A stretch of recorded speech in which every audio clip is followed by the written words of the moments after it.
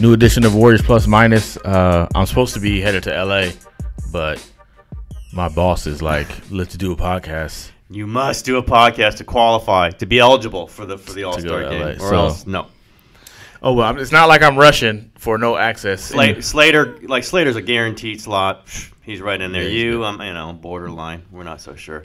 This is Marcus Thompson Skills challenge or something. Here with Tim Kawakami for Warriors Plus Minus. We're in a bank vault. We're literally in an old bank vault in Berkeley or something like that. It's Next cool. Space, right? That's what it's called? Yeah. I like it. Parking space was kind of tough, but that's all I'm saying is, though, didn't we pay for this? Yeah. So we ain't giving them. Ben paid. Why are we giving them free advertising? I don't know. Like if they give it to us for free, we can shout them out. But we're trying to get it free next time. All right, next time. Man. Anyway, we finally here. Steve Kerr is probably safely in Hawaii by now. Mentally, he's been in Hawaii maybe for the last week. He was on the first day smoking. Yeah. I'm sure. I hope he has a good time. He's been talking about it so much. Like sometimes you talk about it so much, you anticipate it so much, and then it's just another. It's like being really hungry and like can't wait to eat. Then when you finally eat, it's like all right, oh man. No, he's going to enjoy this. I wonder he's going to be there the whole time. Probably. Oh, no question. 6 days, 7 days. I bet you. Andre Iguodala made his tea time this morning somewhere. Of course. He didn't make it this morning. He made it a couple days ago. He's out there hitting the ball. He can play 36 today. No question. No question. We just got to figure out where it is. But they are, well behind the pace that they've set from before. Steve Kerr team has never finished with fewer than 67 wins. Yep. They would have to go 23-1 to do that. They may not do that. They're not the number one seed as of right now. It looks most in question. At this point, not having a number one seed is obviously the topic. Daryl Morey's feeling really good about it. The Rockets GM.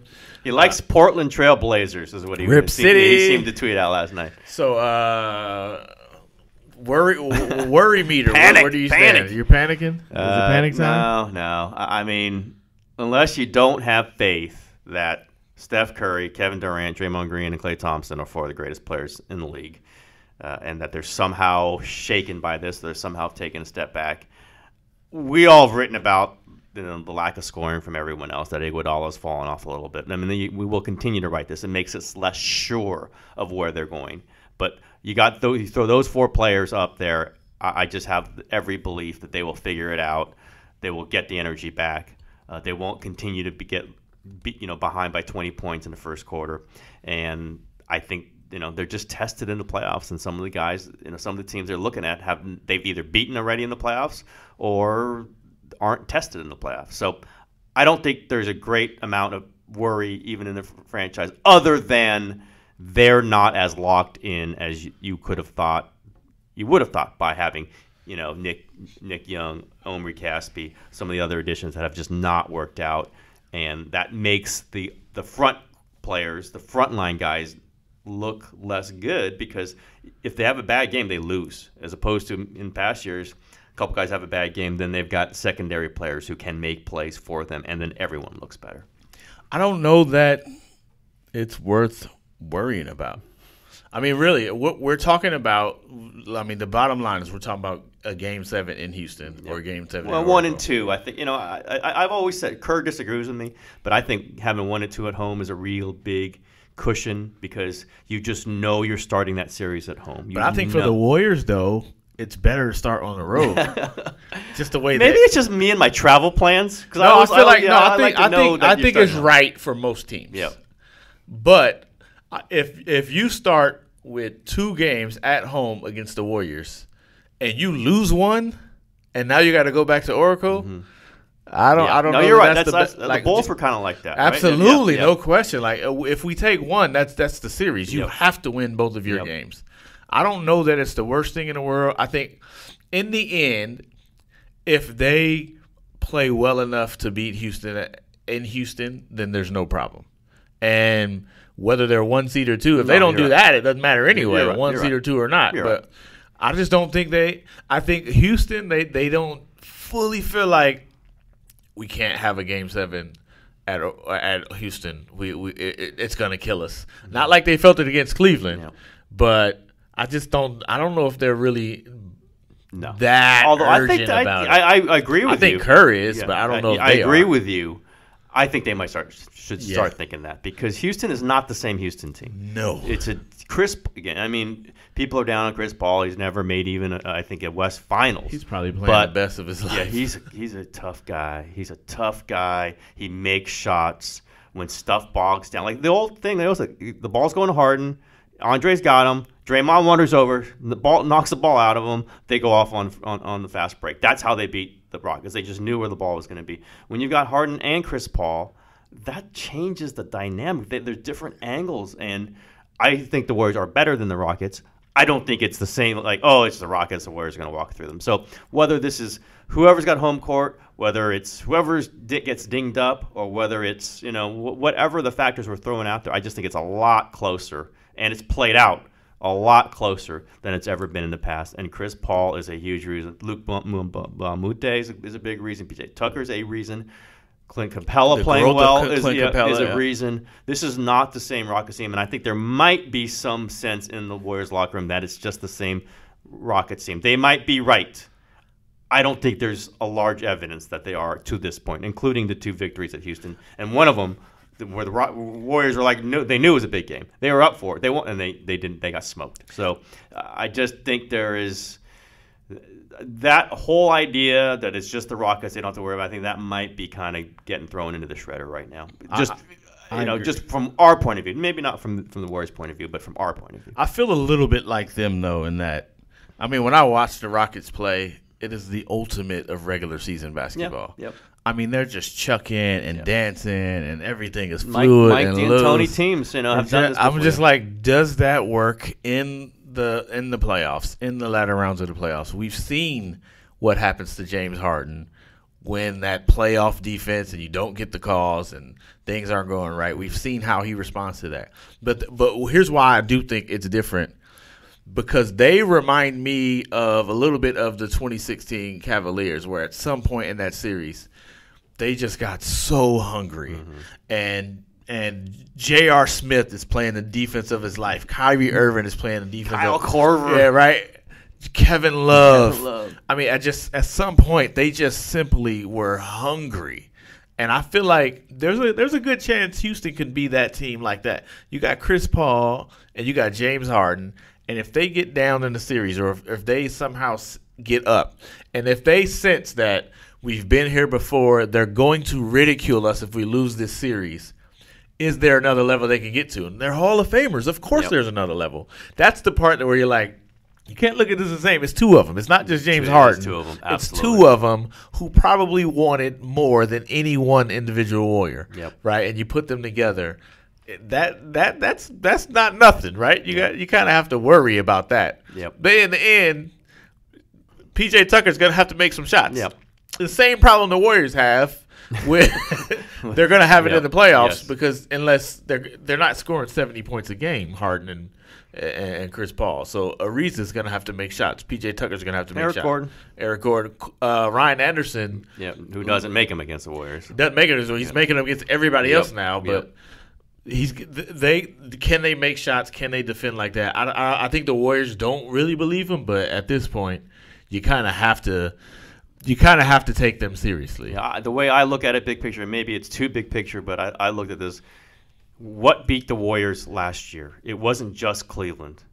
It was Oklahoma City, then Cleveland. And if you give the Warriors a tough Western Conference Finals, or where anyway, they might run into tough second round if it's Oklahoma, with Oklahoma City. You wear them down. We see they can get worn down. They're not a young team. They don't have young players in big roles on this team. We'll see with Jordan Bell, but who knows with him. And if they got to go hammer and tong with they got to go OKC second round, and then Houston Rockets, and they're wobbling. And then they get through that, they survive that, and Cleveland is reborn with his new roster, or Boston's playing well, whichever way it works. That's going to be tough for them. And we've seen them when they were 2 years younger run out of gas against Cleveland. Again, a great Cleveland team. LeBron playing, otherworldly, which he still might do. That's always the factor with him. It still might just raise that game to some ridiculous level.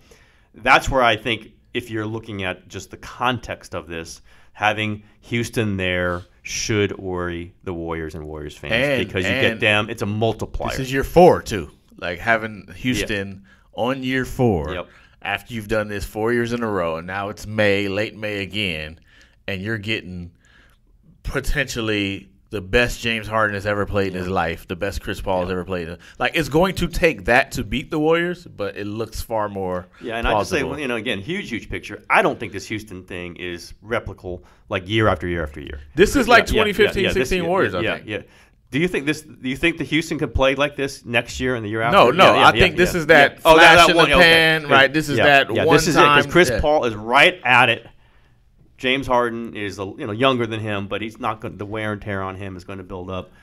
So, hey, the Warriors lose to Houston. Let's say they do. I'm not saying they are, but let's say the Warriors might win the next one and the next one and the next one. But this is one of those like Oklahoma City was in 2016. It's like just aimed right at them. It's like we're going to be the thing that you have to conquer right there, right in front of you. That's totally geared to conquer them. That's totally geared to conquer them. Play your way better than the way you play, by the way. It just is. And that's one of the interesting, and I've written about this, and you've written a little about this, how the Warriors might be at the end of not their run, but at the end of playing this way. They, it's already movement, there. The movement, changed, the hoisting the threes. The hoisting the threes. Like, they're not as good at it as the best teams right now, and they're really good. They got better players, but this is kind of the end of this sort of system, and maybe this sort of defense too, where they're switching everything because they're getting themselves in some bad mismatches. Teams know it; they understand. They've studied the Warriors for how many games? 365 games in 4 years. So this is all within this flow. It's an interesting time. Excuse me, time to see the Rockets in this. Man, you aren't getting sick flow. again. We've been sick on the podcast before. It was years ago. I was worried about that. Was you. years ago. Man. That was years ago. All right. Who's been sick this year, by the way? I'm always sick. It's Marcus Thompson. But I wasn't on my deathbed on the podcast. I was worried. I was at another company. I'm healthier since then. But it is also true for like 3 straight podcasts too. Now you cough. It's like, hold on, what is that? But cough drop right now. One of the things that I think we should talk about as we are ripping apart the Warriors bench. Mm-hmm. I think we kind of need to revisit the offseason moves. Yep. They were widely praised, and, it looked great on paper. But Omri Caspi and Nick Young. Although I had people yelling at me on Twitter that, you notice every time he plays more than 15 minutes, they win. Of course, that's always in garbage time when they're up by 25, but that's a whole other thing. Caspi's been not good. Not good. Young has been up and down. Like he'll have a good game. More down than up, but he's the possibility of him being up is still there. That's why Kerr started him in the third quarter, took Zaza out. But again, the centers, he didn't feel comfortable about Looney, didn't feel comfortable about McGee. He played them. If you take the David West minutes out, I think he played them like 10 minutes combined of center. Draymond had to play 19 minutes at center. They got some issues on the bench, and they did not fix them in the offseason.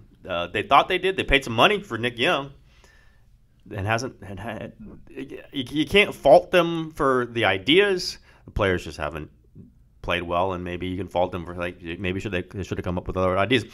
Are they not going to pick up any buyouts, Marcus? What have you heard about that? I don't think anybody wants to come play for the Warriors. We were talking about this in the locker room. Durant, KD, me, Andre. Chris Haynes, Andre, we were debating about this. I think players look at the Warriors and do not see minutes. And in the end, you want minutes. But there are minutes there. There are, but they look and see this team. They got all it. Here's what everybody says. They have all these players. They have all this bench. And if you're not watching, you think, they got Iguodala and Livingston and Nick Young. If you're not watching, those names are just something. So you're looking like, I don't have any. Look at Joe Johnson, Marco Bellinelli, two players the Warriors liked. Both are like, nah. I want to go to Sixers. Yeah, right? Yeah. I think they're looking at, and then there's a money thing. Even though it's probably going to be the same. Yeah, Joe Johnson picking Houston is like, Houston's got the same stuff. They got all these guys. I'm not sure. I think Joe Johnson is looking like, look at the Rockets bench and be like, I'm playing over those guys. And look at the Warriors bench. That's funny. It's an interesting take because all we've done is rip the bench. we see every game. Their fans go, "Oh my God, they got to get somebody." But I can see where players from the outside go, "Oh my God, they got guys there, and they got Durant working back into the second unit." Yet you talk about it, and you go, "I think Joe Johnson could have played 15 minutes a game with this team, like starting the first time he showed up." I think Bellinelli could have played 12. I mean, if you're playing Nick Young 14 and Caspi 3, you just wipe that out and give that to the next guy. But interesting that players might see that. The players were thinking, like, if you want to win, what's the point of getting bought out if you want to win, right? If you want to get minutes, you stay on Sacramento, you get all kind of minutes.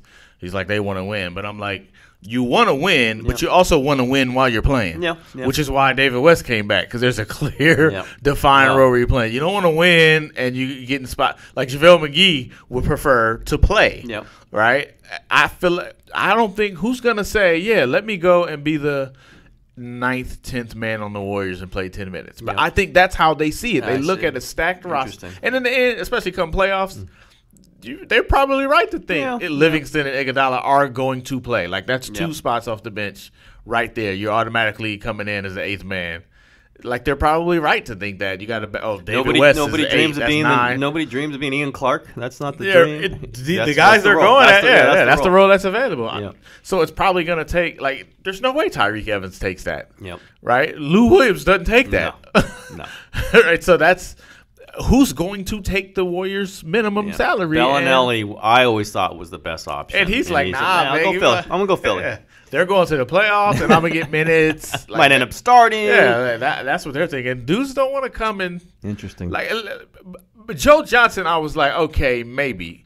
But he had a chance before and took the minutes. So I'm like, maybe Joe doesn't. But he's 37. If a guy's going to be okay with 10 minutes, it's the 37-year-old. And he's like, that's the other thing is, like, I was talking to somebody about this. Like, do they realize that you might end up finishing the game over Iguodala?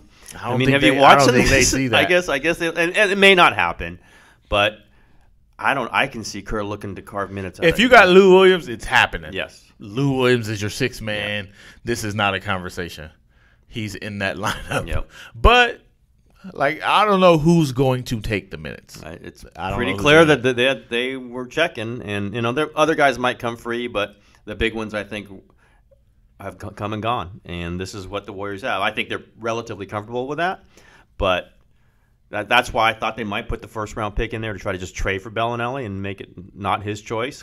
They were not giving up the first-round pick. They were not doing that, and I understand part of it. And they're very confident in their ability to pick a player. By the way, very confident in their ability to pick a player. And we'll see. I think they missed on one. Which one? Jamal Crawford. Oh, your guy. I just feel like for real. What's the one thing you need off this bench? You need scoring. You need playmaking. And the reason you don't do it is because he can't defend, right? And yet Nick Young ain't defending. They had some – Luke Walton sold them on a bill of goods on that one, that Nick Young was a willing and good defender, and that did not show up in training camp. Maybe didn't show up because he put on about 10. Where's Rodney Stuckey? Your guy. Is he in the league? Is he in the league? Bring Monte back. Marcus Thornton. Ramon Jordan Crawford. All my guys. All my favorite guys. Line them up. So how are you grading Bob Myers? In hindsight, haven't seen it play out. We saw the previous bench, right, which he basically said, these guys aren't it. Let's get some new guys, which means that bench wasn't the greatest, right? Yeah. And now you got number 2. How are you grading these last 2? I'll put them all together. I think there really was a sense that they just wanted to keep their main guys, and it was good enough. That's Iguodala and that's Livingston. That's really, and they started with that. And then beyond that, they just needed guys to fill in here or there. And hey, I understand it. They were going to pay Iguodala. They just decided they're going to pay for the good of the locker room, for everything that he's done for them, for what he might still do again, because you still might end. Like, people said, oh, who cares about the guy who guards LeBron? He's not making it. LeBron is probably going to make the finals. You just have to make that equation. Andre Iguodala. If he doesn't, you don't have that guy to guard him? You're dead. You're done. Yeah. And even when you got the guy to guard him, it's not great every time. So just for that value, I understood. You didn't have to pay him for 3 years. You didn't have to pay him $16 million a year. They just made the decision. Sean Livingston, they made the same kind of decision for the good of the locker room, Also because they had nobody to replace these guys because they're over the cap. It's not like we'll get some other great guy. This was it. They had the bird rights to those two. They made a decision to pay them. They made a decision to pay them a little bit more than they had to. In Andre's case, a lot more than they had to. And I think that trickled down to, okay, then we got those guys. They play good defense. Let's just get Nick Young. He's a kind of good idea. It cost us $5.2. Hey, Durant gave us back $6 million. And Caspi's Kerr's kind of player. That's just his kind of guy. So if you understand the overall idea, I don't rip the overall idea. It's just each sort of piece. I'd take Sean out of this. I think Sean's played well. He's what he is. He's been forced in this role to go get shots on the second unit because no one else will do it.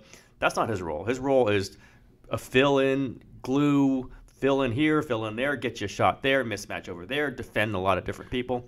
But Iguodala, Caspi, and Nick Young are three guys they thought would fill solid roles, and that did not happen. So you can ding them for this. But although let's see in the playoffs. But you can ding them for that. And this is, I think, the Iguodala deal, which is I understand why they did it, but it's the worst contract in the Bob Myers era. I would say it's the worst. It's the worst one. You could tell from the get. He probably knew it was. Joe Lacob probably knew it was. It's a tax. But they pay the tax. They just pay what it takes to make Andre happy for another year. And because they couldn't replace him. Again, I stress that point. That's why I don't rip them too. There was not like the money could go to Andre or X. No. You had his bird rights. It's the only reason they paid him this numbers because they could pay him whatever. It has to be your player to pay that number. So maybe if the problem is Pat McCaw has not risen up his game. Yeah, that's a big problem. Maybe the problem is Jordan Bell got hurt. Maybe the problem. Maybe they gave up on Ian Clark too soon. Ian Clark soon. They need Ian Clark. Maybe they should bring Jordan Crawford back. No, hey, there's a lot of Steve Blake. Damian Jones, by the way, hasn't exactly knocked people over. So you can add all those things up. Each one hasn't quite hit, so it adds up to a big miss. But again, they're 44-14, and we're it's not the bench that's going to decide things. It's up to Steph Curry, Kevin Durant, Klay Thompson, Draymond Green. You said it too, and none of them have played great this season. They've played well, but none of them played great. Yeah, nobody's lights out, no. And I just think part of it is they just don't have the urgency to do it yet. Maybe it comes in the playoffs. Draymond was urgent last night, by the way. Draymond was amazing. Wow. He can get there when he needs to go there, which is probably the most comforting sight if you're a Warriors fan. Draymond, when he wants to, can be the defensive player of the year.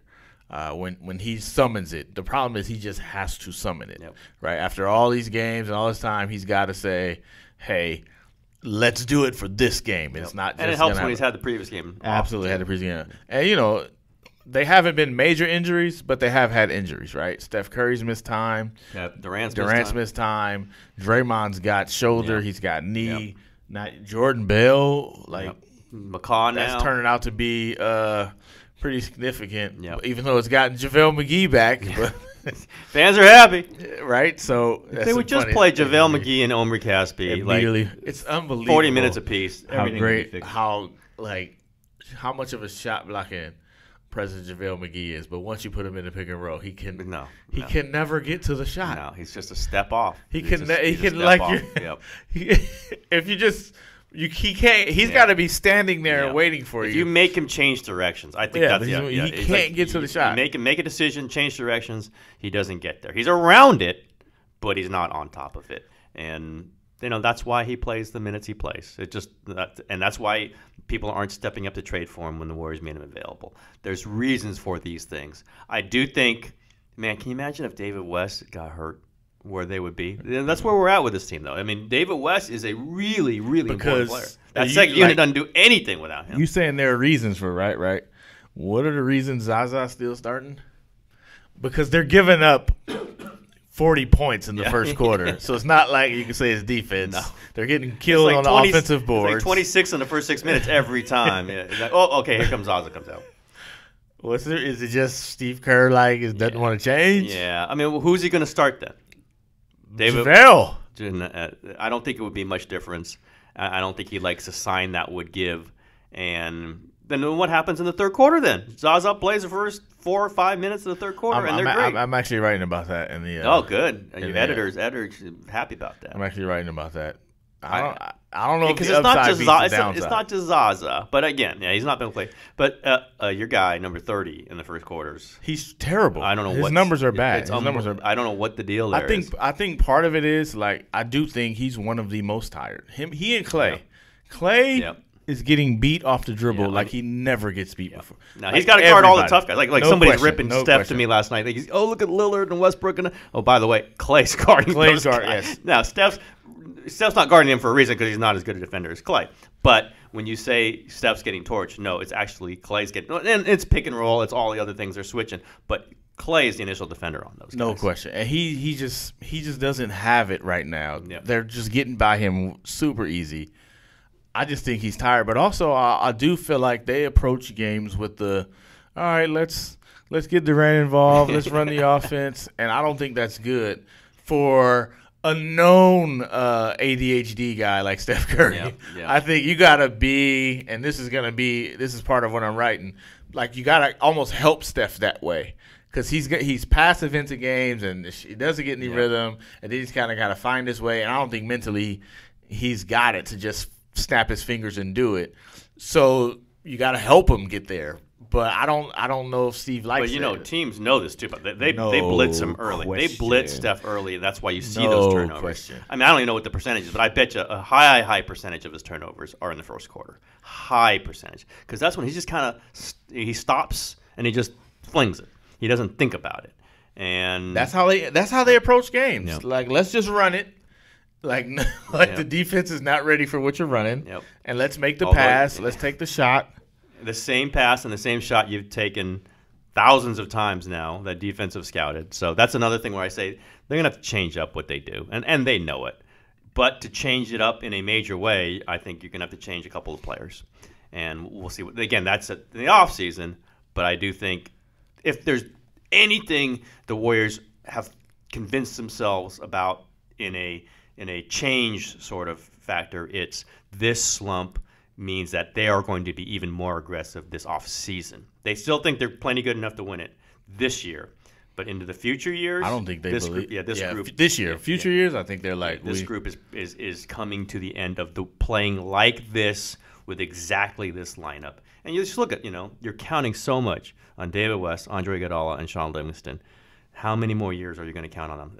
That's not the way a forward-looking team says, okay, we'll just go David West until his early 40s. I don't think they're going to do that. And if anything, this just pushes that forward. They're going to try to do something. I don't know if there's a lot they can do. So right now, Tim Kawakami is saying that the Anthony Davis trade is happening this offseason. That's what I'm hearing. Nah, that is not what I'm saying. That's what I'm hearing. Hey, listen, if it's up to the Warriors, it's happening. I'll put it that way. But I mean, it's probably not up to them, actually. It's probably up to Anthony Davis having to demand a trade. It's up to New Orleans finding the right, being willing to listen to that. And it's up to the teams finding the right answer. And none of those things might happen in the positive for the Warriors. But, man, are they looking – they're going to be looking at it. They are definitely going to be looking at it. So, 46 of Curry's 134 turnovers in the first quarter. Man, and he doesn't play a lot in the second and fourth. That's a third. The percentage minute by minute, man. That's a third of his. Yeah, that's a lot. And like last, I just looked up. It was first few minutes. I just said how many turnovers Steph's got? 4. Jeez, that's too much. That's way too much. I think Kerr does the whole we run our system. If we run it right, it works. Yep. And the other teams are like, we know the system. Let's jump it. And I'm not sure they even want a counter at this point. I think they want a counter. What, in May? Yeah, let's pull it out in April. Let's come. Look, they're still one of the lowest pick and roll teams in the league. Yep. Still. Yep. And they have the best pick and roll the two highest points per possession pick and roll players in the NBA, and they don't run a pick and roll. Yep. So, and come playoffs, they're gonna run pick and roll. They're gonna run pick and roll. They're gonna run pick and roll. So, I think part of it is I think Kerr knows we're gonna throw. We got a couple wrinkles to throw. Zaza, how many minutes did Zaza play last night? 554. And that's it. And that was in one stint. One time. We're not we're not going back to you, buddy. I literally was like, I swear, I said this on Twitter. They opened the second half, and I'm just listening to Walton, and I'm just. They're playing the game. Walton, and they go, wait a minute, Nick Young's out there. What the hell is this? As Nick Young started, they went small. Draymond started in the center.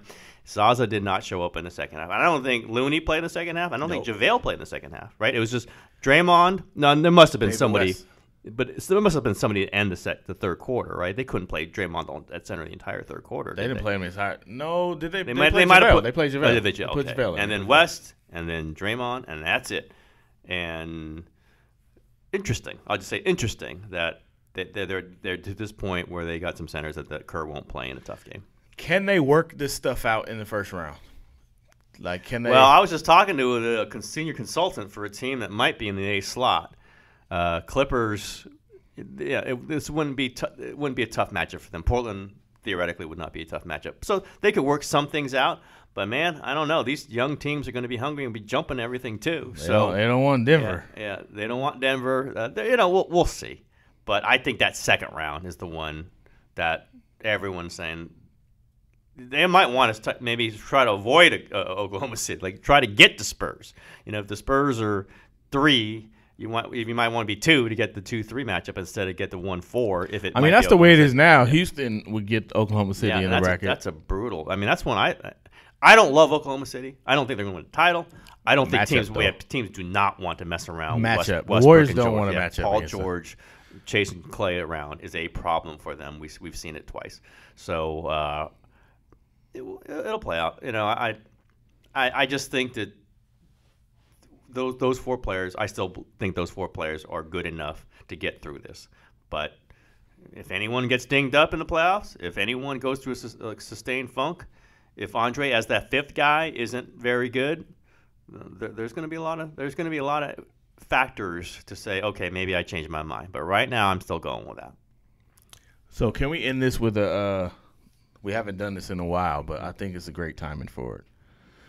We got a TK's going soft. Oh, man. No, I don't think this is at all accurate, probably, but let's see what you got. It's totally accurate. It's just not Warriors related. Guess who I saw having the chummy old time with Jed York, and then writes a column praising Jed York. Let's see, who was that? I'm not sure who that was. After 2 years of ripping Jed York? More than 2 years. 2014. 14, yeah, so 3 years. 3.5 years.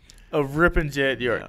Next, is there a Trent Dilfer column coming? Trent Dilfer praise? Anytime. Is Robert Rao, Chris Cohan. Explain. I don't understand. What's my slogan in journalism, Marcus Thompson?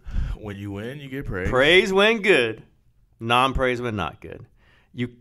Any criticism that you take at somebody is less effective if people think you're not going to praise him or her when they're good. And any praise you make of somebody is less effective overall credibility-wise if you will not criticize them when they're bad. So I've always believed that my harshest criticism should also be ready to turn if they make better decisions. It doesn't mean the bad decisions go away. This is what I like. Oh, you go, Jed York, he's so great. Why'd you ever criticize him? No, the criticism was valid. But in the same way, the validity of it is even stronger if you see and recognize when he makes smarter moves. Now, he basically just paid people, but that's with the owner's discretion. Other people screw up like he did. They're fired. They're gone. Forget about it. Trent Baalke never going to get a GM job again. Jed York made bad decisions with Jim Harbaugh, with all these other things. But he said, okay, you know what? Let's just clear it out and let me hire the right guys. When he does that, you praise that. And I think the Warriors have gotten that. I think Jed York sort of understands that, and that's part of the Jed York and me back and forth. We're not buddies, but when things were good, I praised them, by the way. When things were bad and they made terrible decisions, I ripped them. Things are looking good again. They paid Jimmy Garoppolo. They got Kyle Shanahan. They've got John Lynch. I'm going to praise them. All I know is this is a completely new world. We're writing for a digital powerhouse, apparently.